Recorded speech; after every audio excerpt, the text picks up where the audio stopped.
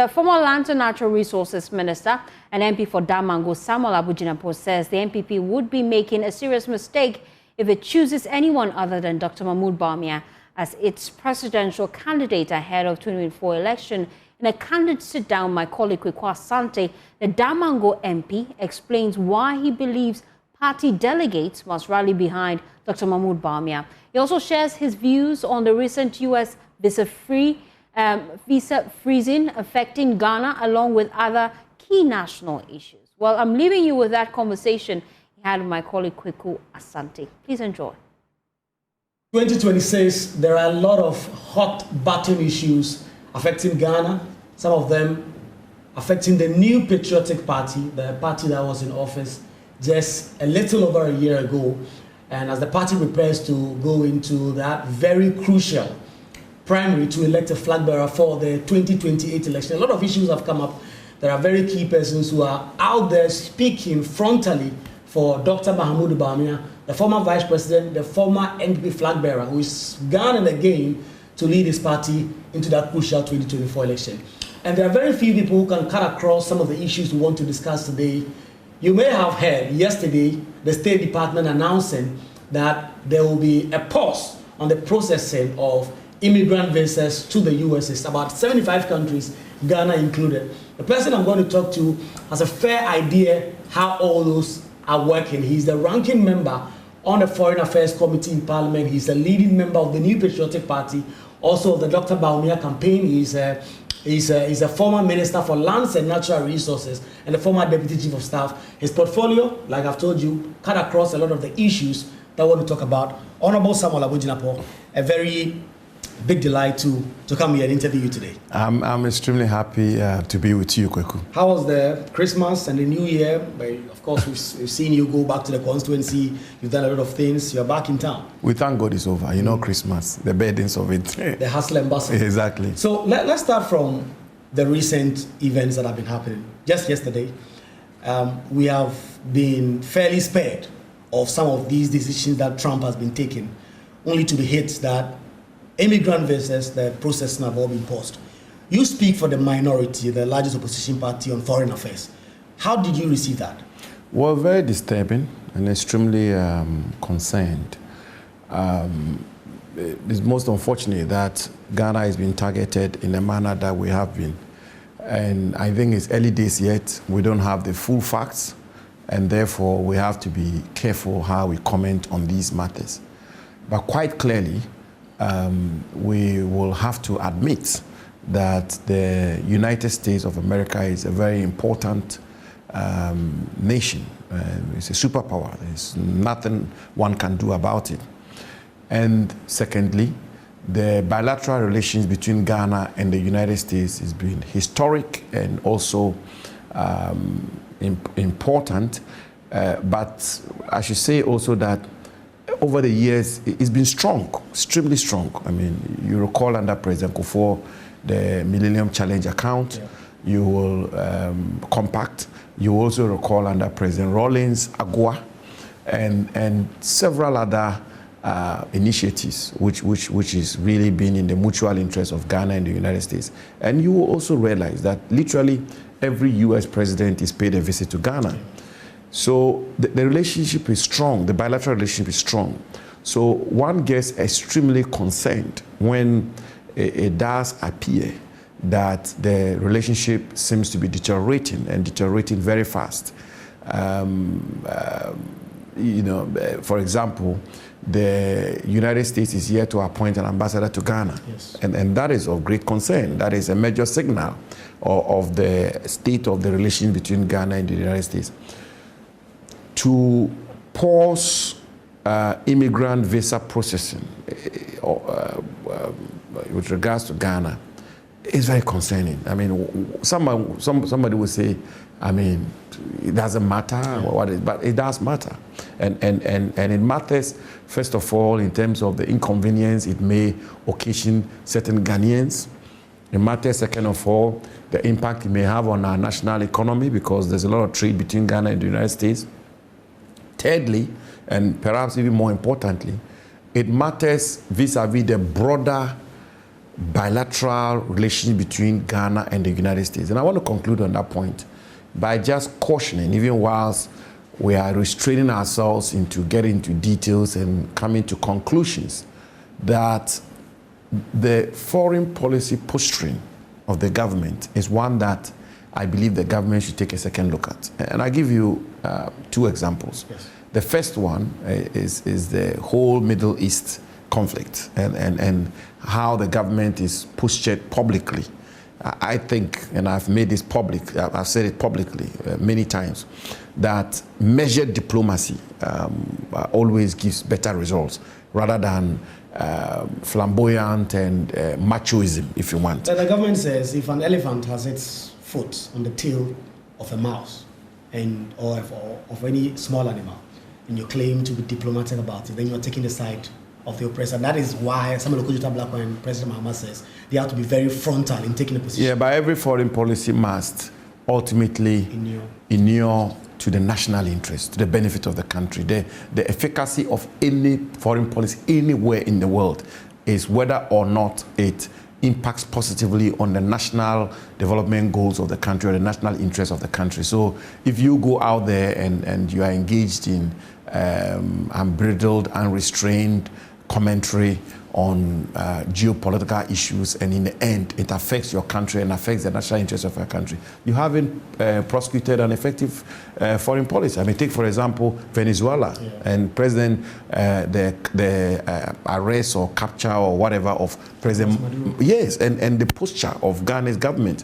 And if you take the statement issued by the African Union, for example, and you put it side by side the statement issued by the foreign ministry of our country, whoa, what a difference. You will find that the African Union one was well nuanced, was very diplomatic and was measured. The Ghana one, at best, will be seen as a belligerent statement, a hot-headed statement. And these kinds of posturing, they have implications. And those implications affect our national interests. What do you say to those who say that Trump's foreign policy is quite erratic? And so, irrespective of the positions you take on these global matters, if they want to come after you, they will. So, for instance, on Venezuela, on Gaza, countries like Nigeria haven't been very frontal.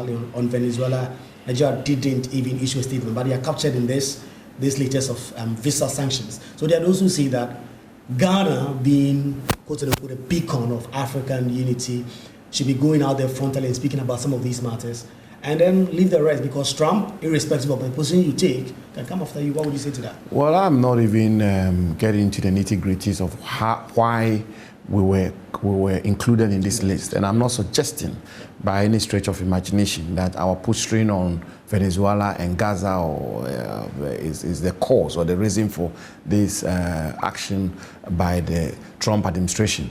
I'm just cautioning that, look, and I've given this caution many times, that measured diplomacy always works, and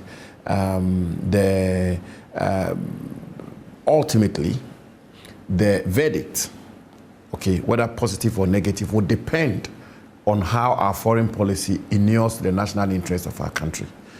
And we will wait to find the reason or reasons and wait to be appraised of the details, especially also that Ghana is qualified to participate in the World Cup in the United States. And we need our fans in the various stadia to cheer the Black Stars on. And a quick resolution of this matter, I believe, will be in the national interest of our country. Finally, President Trump's foreign policy, what do I make of it? I have my own views. I'm not particularly impressed by the foreign policy of America today, but must that be what should motivate our own domestic and national considerations and decision making? I would say no. What should motivate and what should be the overarching consideration of Ghanaian foreign policy should be the national interest of Ghana. That is what matters. I mean, so given the position you've taken now, I guess the Ghanaian foreign ministry, together with the government, perhaps the president, should be engaging directly. But also there are those who already said that Ghana should be retaliating, tit for tat measures. For instance, imposing similar measures, or even calling for a review of the defense cooperation we have with the Americans. Do you think that is not something we should be doing? I think we should give diplomacy a chance first, and I think we should engage first, and we should do so in the background, and we should. You've worked very closely with former President Akufo-Addo, was a foreign minister.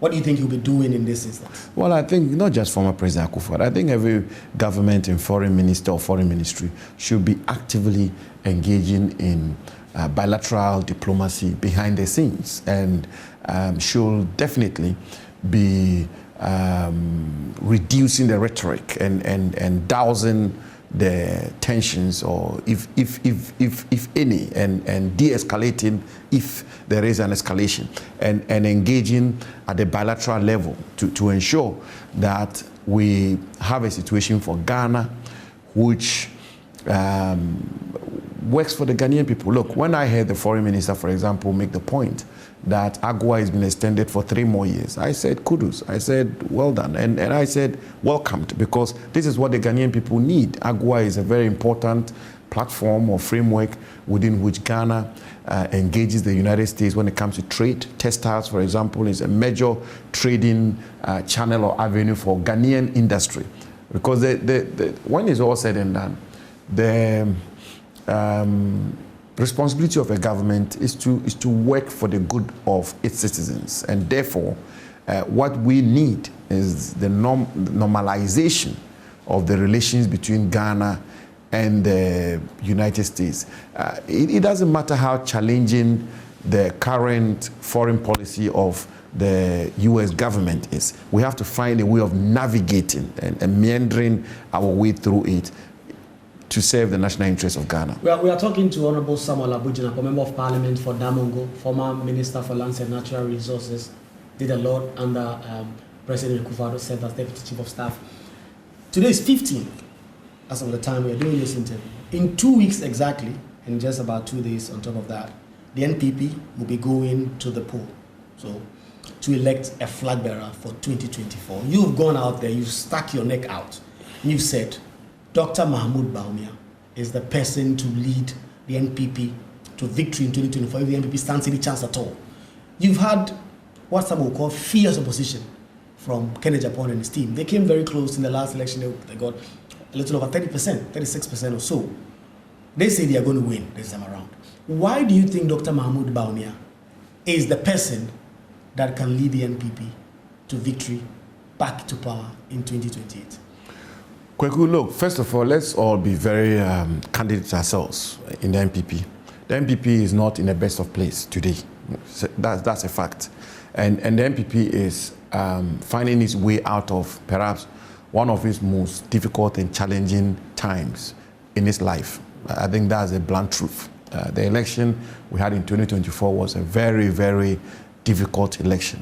And so a year today, the party has been working under the leadership of the party to try and revive the party and try and get the party on its feet.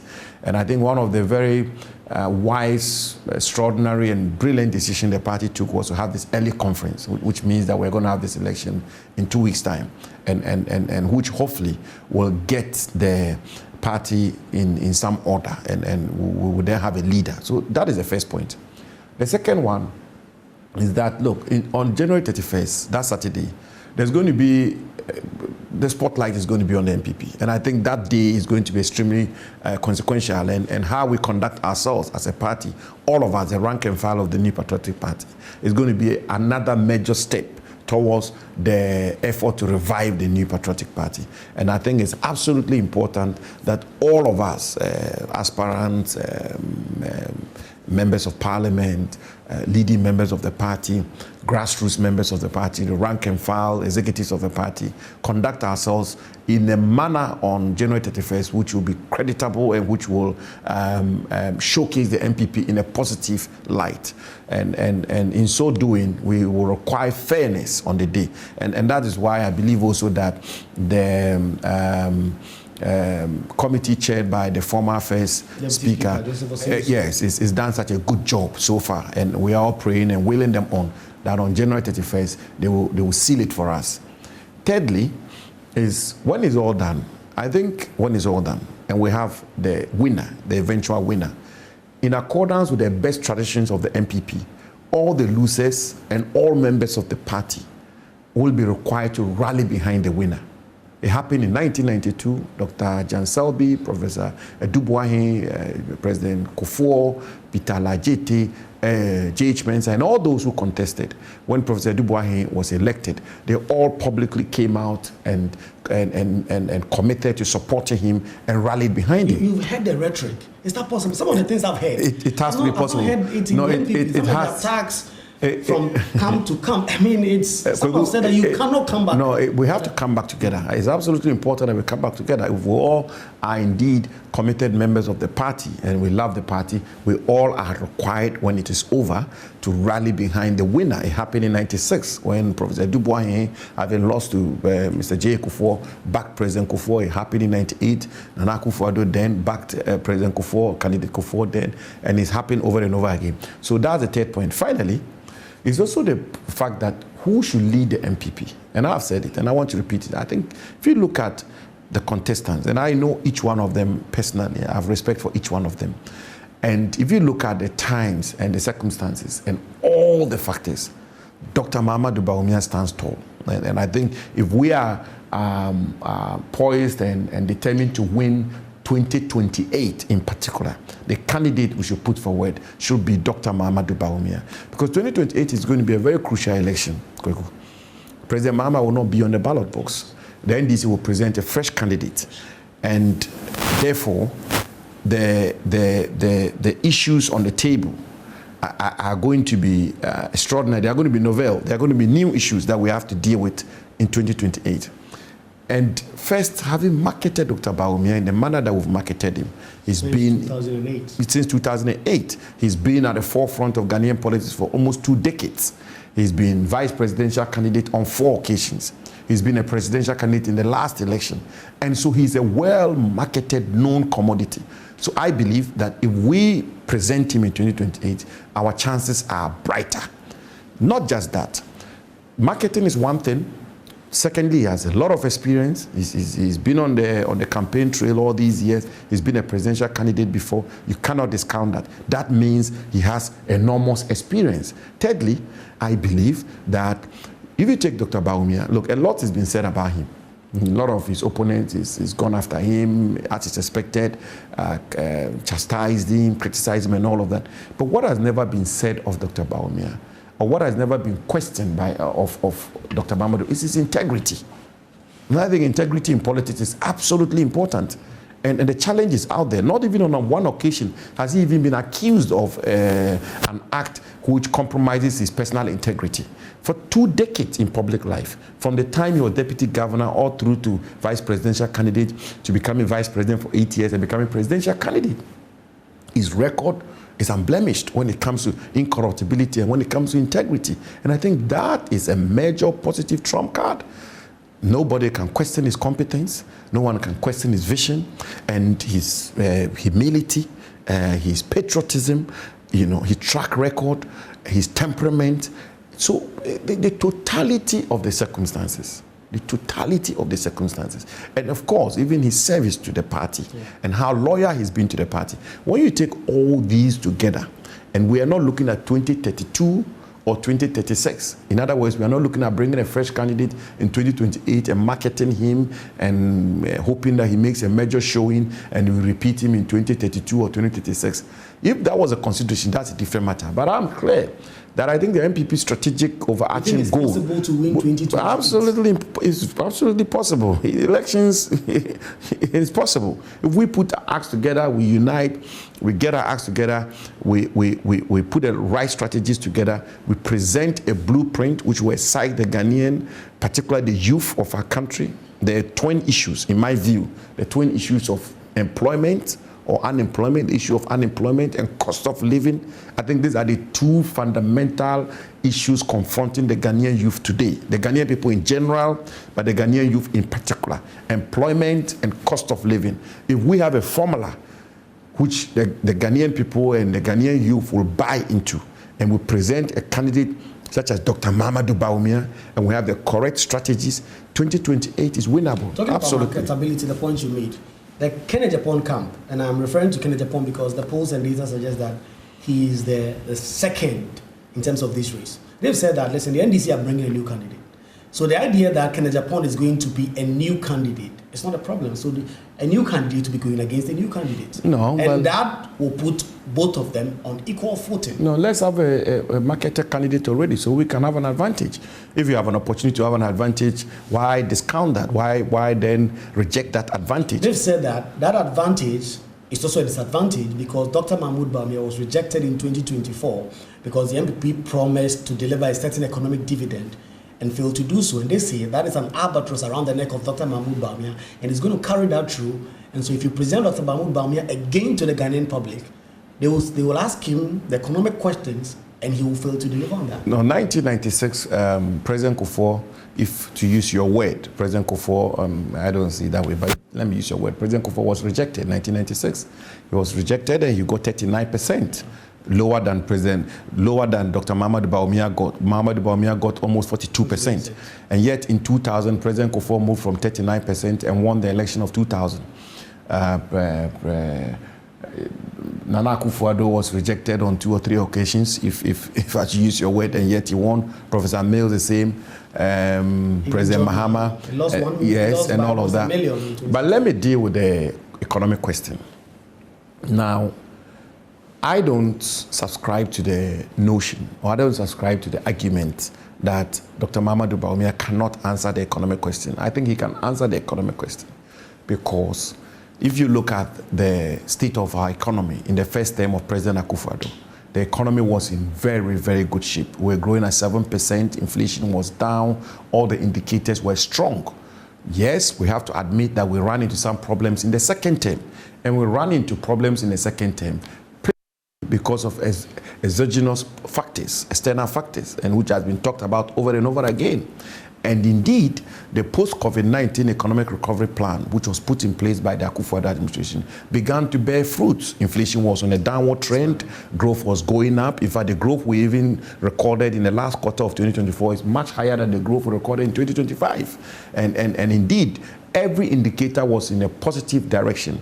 Some of the measures which were put in place by Dr. Mahamudu Bawumia personally as vice president, which I worked with him on, which is the domestic gold purchase program by the central bank, which resulted in the current gold for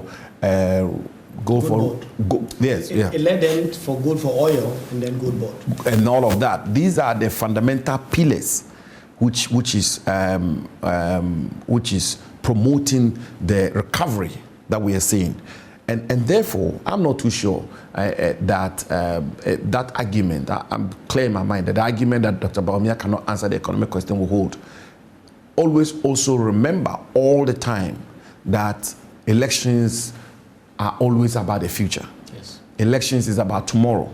Elections is about what you put on the table and your program for the future. And I believe that Dr. Mahamudu Bawumia has enough platforms in terms of the past, the record of the NPP. And I'm not one of those people who subscribe to the notion that the NPP didn't have a record and the NPP and Akufo-Addo doesn't have a record for us to stand on. On the contrary, I'm firmly of the strong belief that the Akufo-Addo government has a record that the NPP can stand on, whilst acknowledging that just as every government in the world has been through before, that the NPP government under President Akufo-Addo went through some challenges which we have to acknowledge, which brought about some pain to the Ghanaian people, which President Akufo-Addo himself acknowledges that we ran into some challenges and difficulties which brought about some pain to the Ghanaian people. But we take the totality of the record of the Akufo-Addo government. I think that record is a record that is strong. And above all will be our candidate, Dr. Mahamudu Bawumia, having a blueprint and a formula for the future which will address the twin issues today of unemployment and cost of living, which are the issues the government today has so far not been able to tackle and deal with. Well, they say the economy has rebounded, but it is not trickling down perhaps because the market, people are just being profiteering, because they talk about the CD, they picked it at 14, is at 10.5, 10.6, 10.7. So they see that the things that are imported, it should reflect. But perhaps people are doing that. There's one thing I want to talk about when it comes to a big elephant in the room, and no pun intended. This is the elephant party. A lot has been said about Dr. Bawumia's ethnicity and his religion. You have been very vocal, and about a week ago I saw a video of you that went very viral, where you addressed the specific issue about the new Patriotic Party and your founding antecedent. There are those who have said that Dr. Bawumia's religion and his ethnicity may cost him and may cause the NPP. Those are not views I subscribe to. But the other side, within your own political party, have made a big deal out of that, and they've used it several times in the campaign. Do you not see that, despite the fact that that may be bigoted or any point of that, there may still be people who may not think that, listen, this may be real issues that may work against Dr. Bawumia? Well, to begin with, it's most unfortunate for any Ghanaian and any member of the NPP, for that matter, to proceed on a tangent of the politics of ethnicity and religion. It's most unfortunate. It's backward. I mean, if I may be blunt about it, it's totally backward. That's the first point. The second point is that, look, the people are misreading our country. Things are moving very fast, and a lot of people in our country today, particularly the youth of our country, are moving fast and quickly beyond these divisive politics of this person is from here, that person is from there, this person worships this God, and another person is this religion, and so on and so forth. And I'm even encouraged that the movement away from that kind of politics is being very fast, and I think that it should even be faster. So that's the first point. The second point is that what people are very interested in are the concrete issues which confront them. Issues of employment, issues of healthcare, issues of infrastructure, issues of prosperity, cost of living. These are the germane issues which confront the people as we speak today. Thirdly, I am very clear in my mind that Ghanaians have demonstrated, when you look at the history of our country, that we rise above ethnicity and we rise above petty divisions when it comes to religion and all of that, especially when it comes to the politics of our country. And kudos to our first president, Dr. Kwame Nkrumah, through the boarding system he introduced. All of us are married to people of all sorts, and we are friends across the country of all kinds and of all sorts and of all religion. So the suggestion that if somebody was a particular ethnic group, or somebody came from one part of the country, or somebody worshipped a certain god, or somebody was a Muslim or a Christian, will necessarily matter in a national election, is something that I totally reject. I think Ghana is way above that. Yes, of course, you may have a tiny minority, most unfortunately, who may be motivated by some considerations, but somebody will come from somewhere anyway. The other aspirants come from other parts of the country, and that may have its own implications. But by and large, when all is said and done, I am of the strong view that the character of Ghana rises above, over and above sectarianism, over and above sectionalism, over and above religion, over and above ethnicity, which is why Ghana holds one of the most enviable records of being one of the few countries in the whole of Africa which has never experienced a civil war, because we are one people. We are one people, Ghana. It doesn't matter where you come from. It doesn't matter your religion. By and large, when it's Christmas, we all celebrate it. When it's Eid al-Fitr, we all celebrate it. When we go to any part of Ghana, we are welcomed. And so that argument is totally rejected and should never be a consideration for electing the presidential candidate of the NPP. The NPP is way above it. Even within your own political party, it's called the Buzia, Dombo. Dankwa Dombo Buzia tradition. Dombo Buzia tradition. Because there's a Dombo in there. Yes. But still, there are those within your party who say that, listen, this must go to a certain place. I mean, live video of yours that I referenced, you talk about it. Of course, your party has made that decision before. In 2024, they put Dr. Bawumia there. He won quite comfortably. But there are still those who sing that, or who fan that films within your party and say that your party has a certain tradition, and that tradition must go a certain way. Of course, it was rebutted in 2024. But still, there are those who say maybe that perhaps the party delegates may be willing to depart and look somewhere else. Yeah, but you know, the thing about it also is that these people have not been, with the greatest respect to them, good students of NPP's history. Because if you're a student of NPP's history, you will see that the foundation of the NPP is a national one. The formation of the United Party, which is actually the bedrock or the pillar on which the NPP has thrived all these years, is a national pillar. It's a national foundation. The United Party, which is exactly what the name means, United Party. That United Party was an amalgamation of various political parties and various stakeholders and interests across the length and breadth of our country. The Northern People's Party, for example, was a component of the United Party. There was a political party and a group from the South and the Ashanti and Volta and all of that, which came together to establish the United Party. And since then, I want to say this without any shred of doubt, that the NPP is a national party and has always been a national party. So those who want to cash in on divisions, on seeming or artificial divisions in the NPP will fail again on January 31st, because the NPP, as you rightly pointed out in the statement that I made in Salaga South, is truly a national party, which is why we presented Dr. Mahamudu Bawumia, who is from the north, and we've presented candidates from the south. And so the NPP is a national party. Of course, our opponents, for their own political calculations, will want the country to believe that the NPP is a sectional party, or as they normally put, the NPP is an Akan party. The NPP is not an Akan party. The NPP is a national party. And as I said, if the NPP was an Akan party, I would not have had the opportunity to come from Fofoso and rise through the ranks of the NPP to sit around the cabinet table. The NPP is a national party. But above all, what the NPP is looking for, the person the NPP is looking for, is a capable person. It's a person, when we present him to the country will look upon him with favor, and the country will consider him, and the country will find him a possible president of Ghana. And that person is Dr. Mahamudu Bawumia. It doesn't count, it doesn't matter where he comes from, because he's shown it that he's formidable, that he's well marketed, that he has a leadership qualities, that given the opportunity, he will be a good president for Ghana. And if we present him, he gives us our best chance in 2028. And so you will see, Kweku, that on January 31st, the NPP once again will demonstrate to the country that the NPP is a national party. The NPP will repeat Dr. Mahamudu Bawumia for 2028. Not because he's a Northerner, not because he's from the north, not because he's a Muslim, because he's qualified.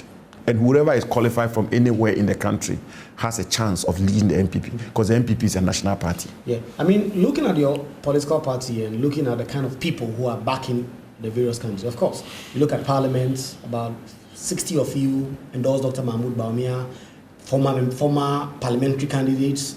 You look at certain leadership, but there are still some very key people who, in fact, some of them aligned very close to former President Kufuor, who are now backing Kennedy Japan, for instance. There are those who seem to see that sends a certain signal. But who is more aligned than I am? And the question I wanted to ask, in all modesty, I'm quite aligned to you, and I'm supporting Dr. Bawumia. Exactly. But how will those people answer that? Because, I mean, just yesterday, I'm seeing a video of one of the very close bodyguards of former President Kufuor talking about Kennedy Japan in a very endearing manner. Look at some of his close aides who have all gone there, people like Nato Shiado.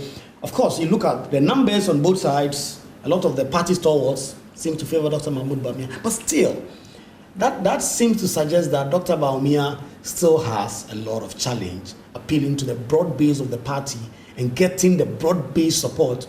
Because if some of these people who were very close to him in the last election are all of a sudden speaking tough and actually using very strong words to describe him and saying that this is not a person you should trust, that sends a certain signal to the Ghanaian electorate. And I'm using very strong words to support him here. Yes. So, and I think it's welcomed. It's a welcome thing. And it's the NPP way. What is happening is exactly the NPP way. NPP is a very democratic party. And internal democracy in the NPP is extremely strong, and it's not restricted to 2026. If you look at the presidential primaries of the NPP since, if I may even say, since 1969 all the way through 1979, particularly from 1992, all our presidential primaries have been fiercely competitive, and it is a welcome one. And it shouldn't be a walk in the park for any candidate, and that is exactly what is playing out today. The other point that has to be made is President Akufo-Addo does not support any of the candidates. I can say this to you on authority. President Akufo-Addo, no, it's not correct. That is not true. President Akufo-Addo has made it very clear that he wants to rise above this competition. He wants to stay neutral, and that will give him the moral authority to be able to work with other stakeholders to bring the party together. President Kufuor is taking that same position. He took that same position in 2023. He's taking that same position today. We have the luck and the fortune of having the two living former presidents being members of our party. We have to make maximum use of that politically. And it is most welcomed that these two distinguished statesmen of our country, leaders of our party, have decided to stay neutral in this contest, to be able to give them the moral authority to bring the party together. And that is the case. There are people associated with President Akufo-Addo who support Dr. Mahamudu Bawumia, like myself, like my good friend Francis Asenso-Boachi, like several others who are close associates of President Akufo-Addo who support Dr. Mahamudu Bawumia. There are other very close associates of President Akufo-Addo who support other candidates, the other 4 candidates. So that is of no significance. Now, the contest is on, is fierce, and is welcomed, but I'm very clear that on January 31st, Dr. Mahamudu Bawumia will win the election by the grace of God. I think the party seems to coalesce around him. The party is examining the times we find ourselves in and what is required for 2028. And when you look at that, it is absolutely clear that Dr. Mahamudu Bawumia is the man who can lead the NPP to victory in 2028. And therefore, the party will definitely rally behind him when it comes to the election day. Yeah. As we begin to wind down a little, there's a very prominent pastor who has stuck his head out. And you're a Christian, perhaps you believe in prophecy. He says he's seen it, and that it is decided that Kennedy or Japan is the person that will come out victorious. And he has stuck his head out and his neck out in ways a lot of religious leaders do not. So clearly he has seen something. So does that shake your team, your camp? Do you think that plays to your disadvantage? Well, yeah, you're right. I'm a Christian. I'm a Catholic. But I try to be very deliberate and careful when it comes to religion, spirituality, and politics.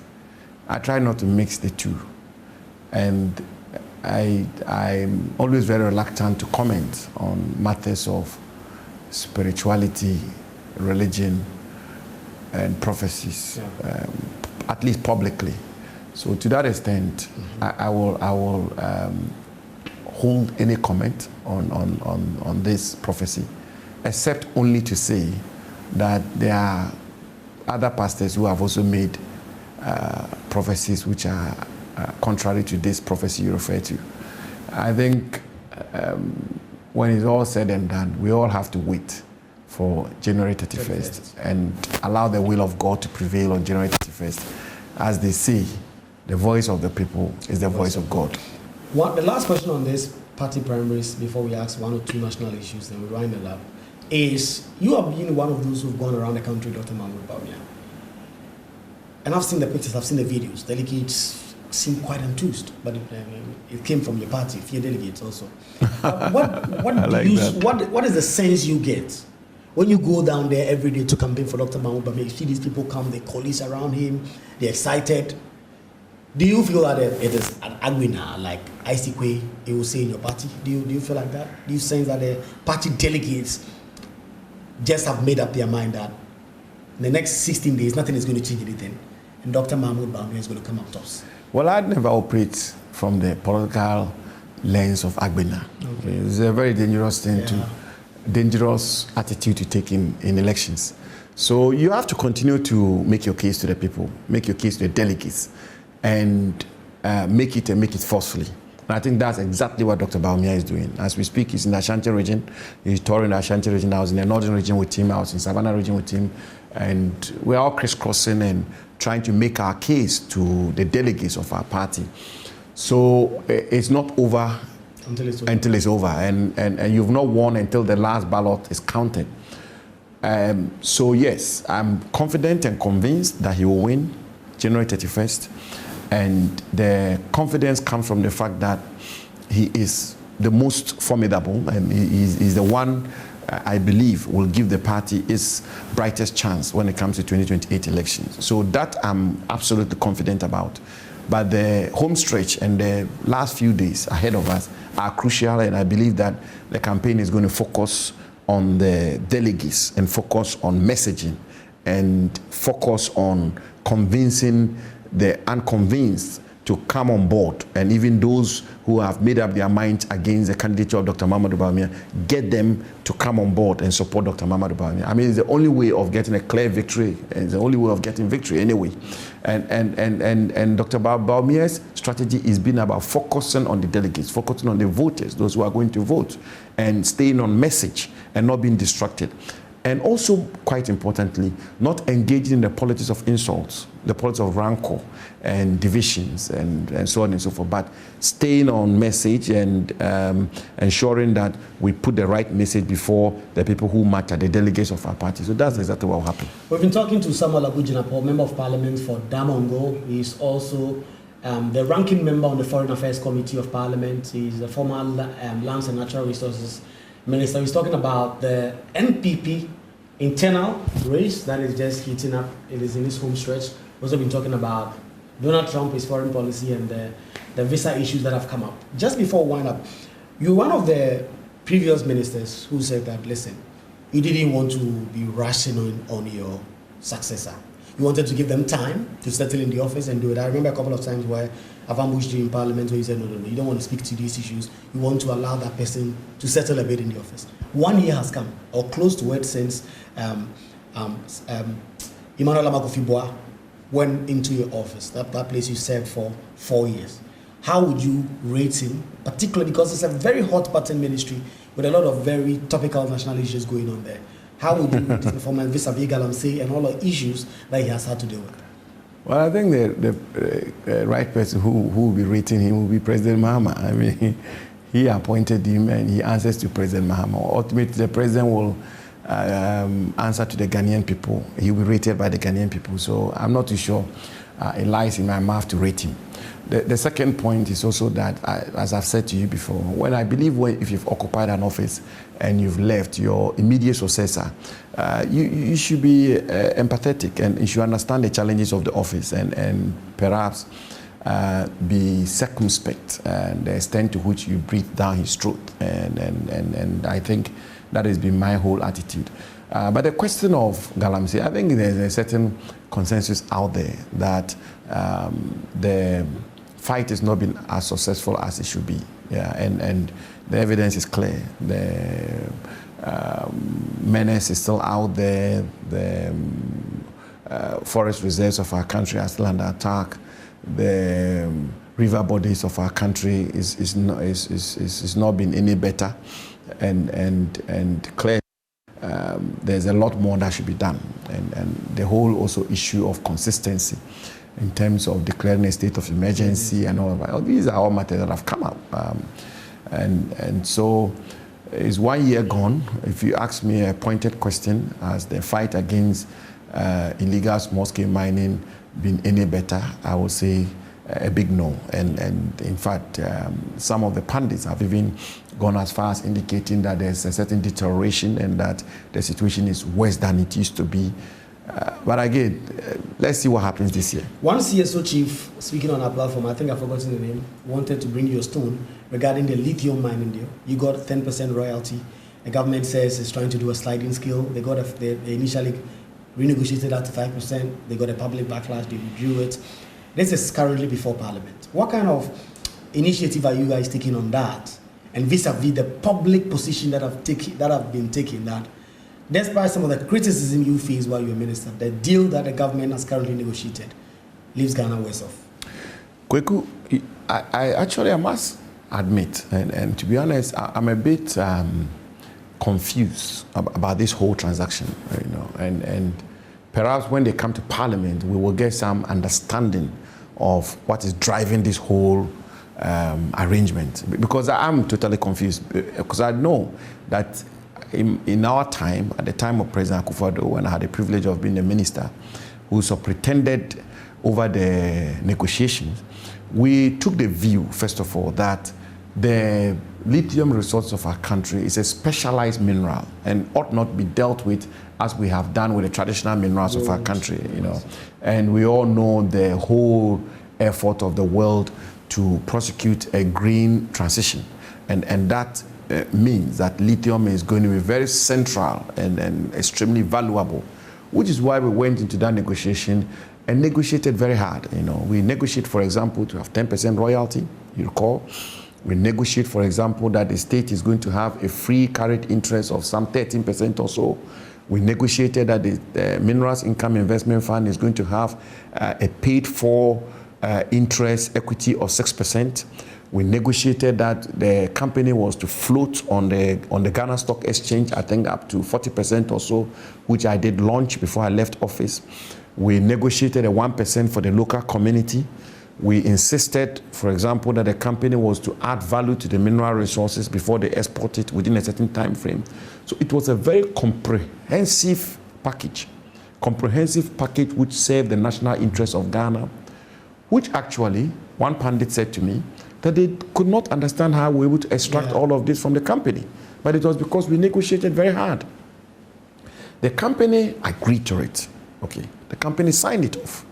And that meant that the terms we came to with the company, okay, made sense when it comes to the project economics. For the company to have signed to it, they signed the lease, we went to Parliament for ratification, all of those were agreed to.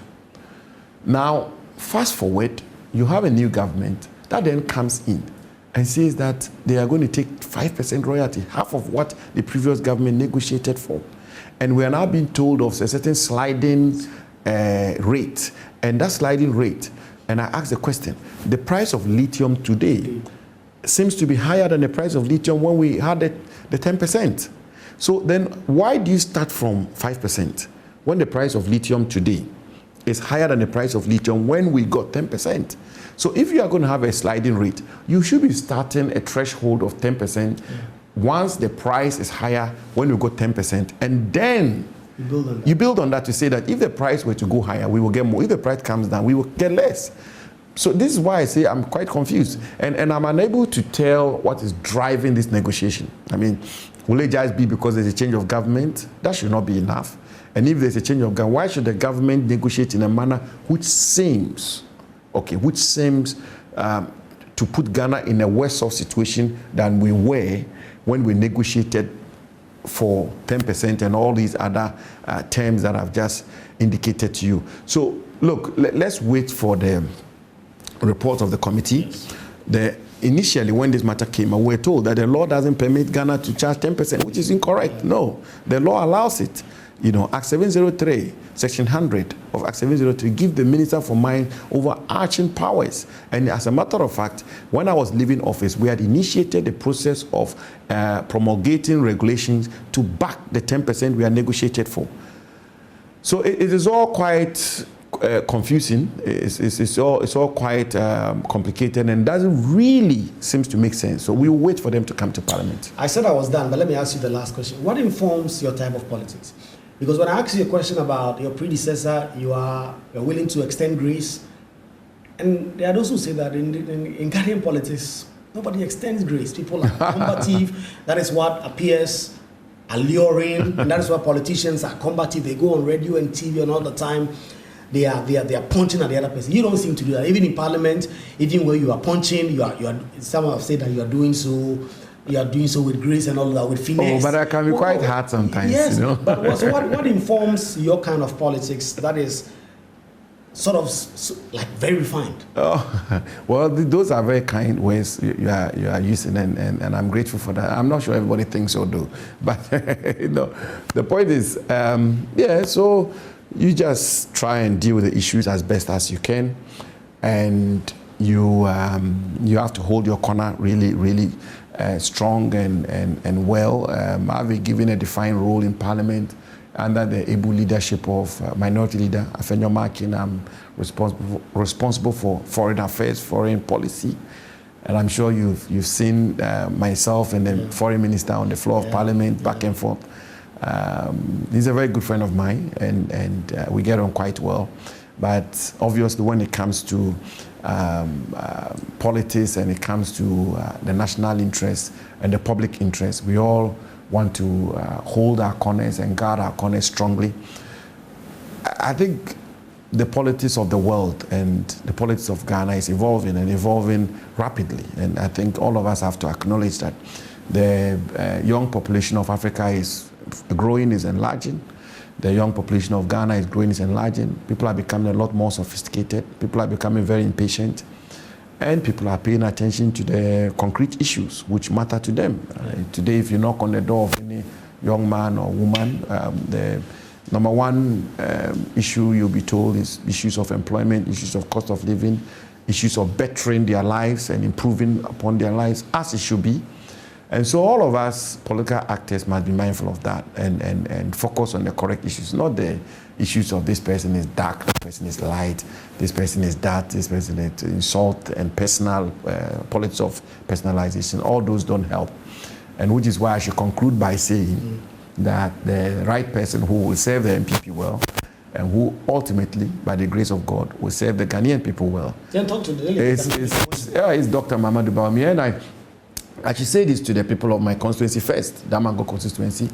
I'm very and extremely grateful for their generosity and for their favor of sending me to Parliament for the second term. I'm extremely grateful and I'm in their debt forever. And to the people of Savannah region, Northern Ghana and Ghana as a whole, we should back Dr. Mahamudu Bawumia. In Dr. Mahamudu Bawumia, I believe the NPP will have a credible, strong, competent, visionary, hardworking candidate of enormous integrity, of humility, of dignity, and of grace, and that we can present him to the Ghanaian people. And on a good day, I believe, by the grace of God, the Ghanaian people have mercy and have favor upon Dr. Mahamudu Bawumia and the new Patriotic Party. So on January 31st, vote number 3 and vote for Dr. Mahamudu Bawumia. Thank you. Thank you for the opportunity to campaign for free, to have an advert. Definitely. So we've been talking to Honorable Samuel Abu Jinapor. He's been talking to us about why Dr. Mahamudu Bawumia is the best person. I'm not going to paraphrase or repeat some of the things he said. You've heard from the horse's own mouth. He's also been discussing a few things regarding foreign policy. That is his current role in Parliament.